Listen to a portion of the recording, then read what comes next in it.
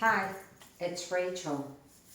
So, I've been watching the Blaze Star, see what's going to happen. And I looked into the earth and I said, I'm going to make my own calculations to see if God, G-O-D, can actually suck up enough energy out of the sun to move the earth and protect it with that layer of plastic cloud that is out there in the cosmos. So let's see if he can move it. We have the lithosphere, the mantle, the outer core, and the inner core. And we have a certain radius for each one. We can look up the densities. Thank goodness somebody looked into the densities. Calculate the volume and therefore the mass. And we end up with a total of mass of Earth, of this number, up to the range of 10 to the 21. Or if you take these three digits here, would be to the 24th. 6 to the 24th.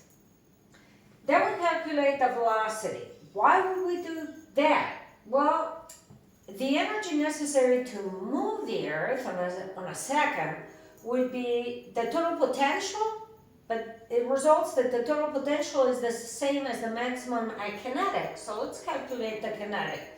1/2 times the mass of the Earth that we calculated from here, and then the velocity squared.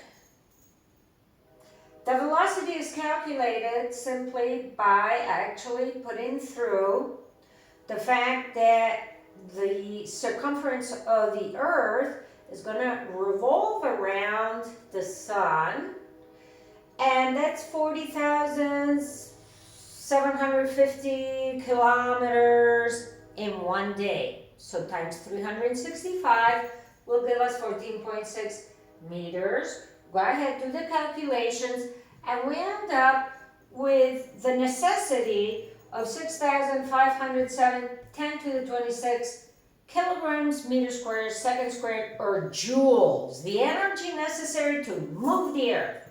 6,507 10 to the 26 joules. Let's look at the energy the sun burns in 1 second is 10 to the 26. But it's not 6,507. It's only 3.78. Okay. Let's look at the momentum.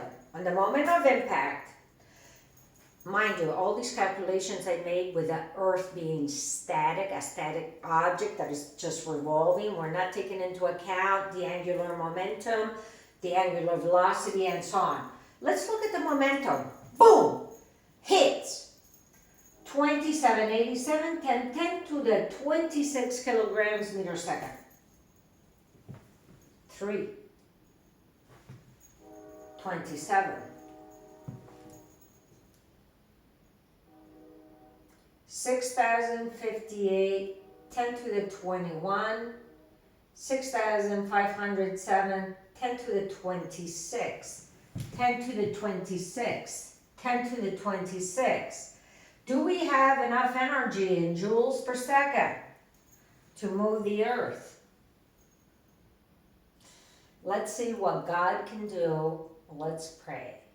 Thank you. Happy Easter.